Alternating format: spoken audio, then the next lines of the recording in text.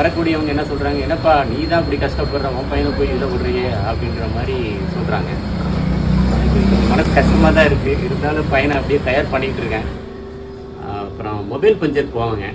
இவ்வளோ வேலை செஞ்சுட்டு இருந்தாலும் மக்கள் இங்கே இருக்காங்க, அவங்களுக்கு போய் பஞ்சர் ஓட்டணும் வாங்க அப்படின்னு சொன்னால் உடனே போய் மொபைல் பஞ்சர் பண்ணி கொடுப்பேன். ஃபோன் பண்ணால் போதும், போய் பஞ்சர் ஓட்டிட்டு அவங்க கொடுக்குறது 100 ரூபா மினிமம் சார்ஜு.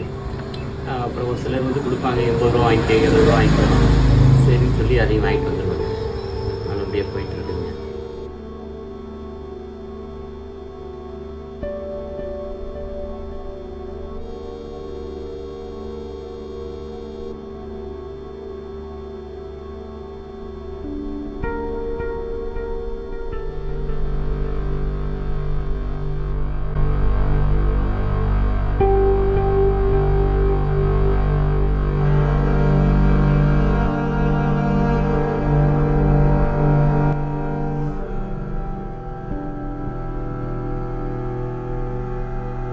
என் பேர் முஸ்தபாங்க.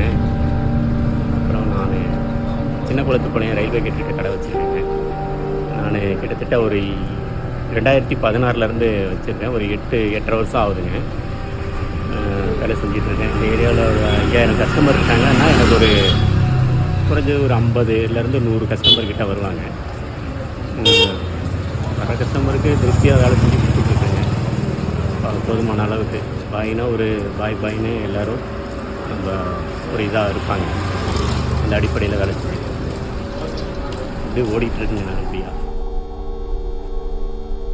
நான் வந்து 5ஆம் கிளாஸ் வரைக்கும் படிச்சிருக்கேங்க. 1985 ஸ்கூலை முடித்தேன். ஸ்கூலை முடித்தோன்னே எங்கள் குடும்பத்தில் வந்து மொத்தம் 6 பேர். நான் 5ஆவது பையன். ஸ்கூலை முடித்தோடனே அப்பா என்ன பண்ணார், அப்போல்லாம் ஒரு சூழ்நிலையில் கொஞ்சம் மோசமாக தான் இருந்தது. உடனே அப்போ ஏதாவது படிக்க போக மாட்டேன்னு சொல்லிட்டு எனக்கு படிப்பு ஏறலை. அப்புறம் அப்பா இருந்துட்டு ஏதாவது வேலைக்கு போடா அப்படின்னு வேலைக்கு அப்புறம் அண்ணன் இருந்தார் ஒரு பெரியவர். அவர் கூட்டிகிட்டு போய் மெக்கானிக் எடுத்து சேர்த்துட்டாருங்க. புதுக்கோட்டை மாவட்டம் கரம்பக்குடின்ற ஊரில் மெக்கானிக் வேலை செஞ்சேன். அங்கே ஒரு 5 வருஷம் ட்ரைனிங் எடுத்தேன். அதை முடிச்சுட்டு அப்புறம் 1 வருஷம் பஞ்சர் கடையில் வேலை செஞ்சேன். மெக்கானிக் பஞ்சர் 2மே பண்ணிட்டு இருக்கேன். அதனால் அப்படி ஓடிட்டு.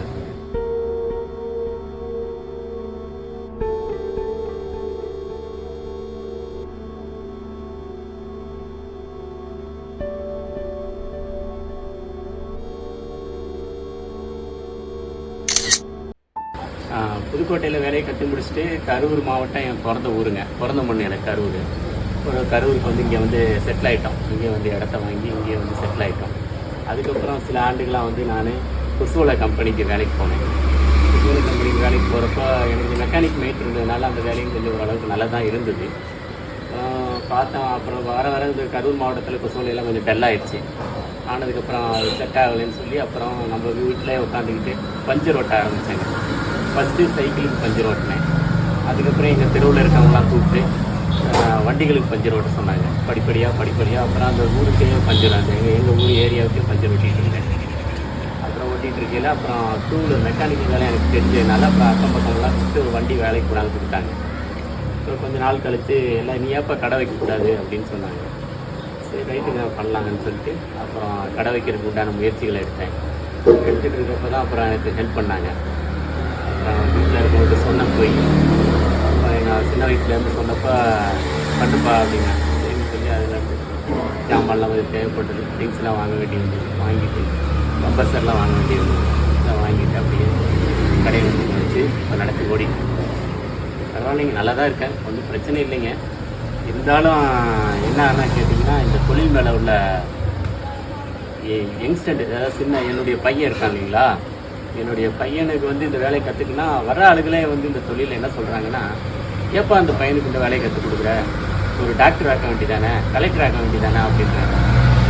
டாக்டருக்குள்ளே டாக்டர் ஆகுது, கலெக்டருக்குள்ளே கலெக்டர் ஆகுது, மெக்கானிக் ஆகணும்னா கொஞ்சம் இதாக தான் பார்க்குறாங்க.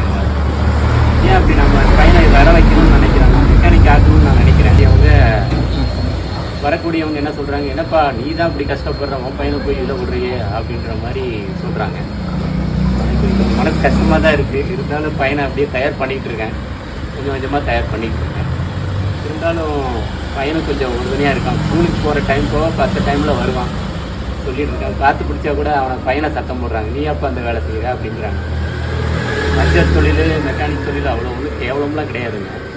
செய்யலாம், எல்லாருமே செய்யலாம். ஆனால் இதை வரக்கூடிய வளரக்கூடியவங்களுக்கு வந்து பழகி எல்லோரும் வேலை செஞ்சாங்கன்னா கொஞ்சம் நல்லா இருக்கும்னு நான் நினைக்கிறேன். எனக்கு 2004 கல்யாணம் ஆச்சுங்க. கல்யாணம் ஆகி கிட்டத்தட்ட ஒரு 19 வருஷம் ஆச்சு. எனக்கு 14 வயசில் ஒரு பையன் இருக்கான். அதுக்கப்புறம் இப்போ வந்து வீட்டில் கன்சீவாக இருக்காங்க, இருக்காங்க. வேலையெல்லாம் பரவாயில்லைங்க, நல்லபடியாக போயிட்டுருக்குங்க. கஸ்டமர்ஸு என்னை ஏற்றக்கூடிய அளவுக்கு நல்லபடியாக இருக்காங்க, நல்லா போயிட்டுருக்காங்க.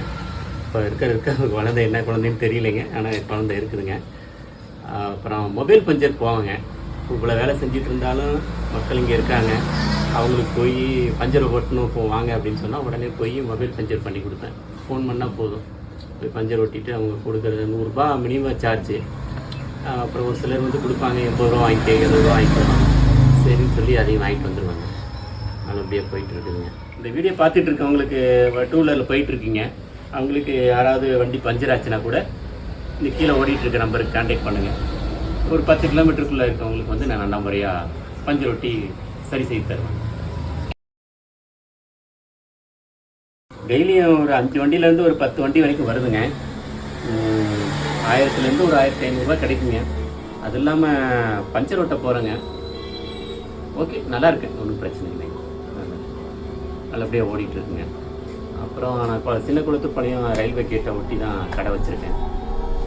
தேவையுள்ள கஸ்டமரை, நான் வர்ற கஸ்டமரை நல்லபடியாக திருப்தியான முறையில் நான் திருப்திப்படுத்துறதுக்கு முயற்சி செஞ்சுக்கிறேன்.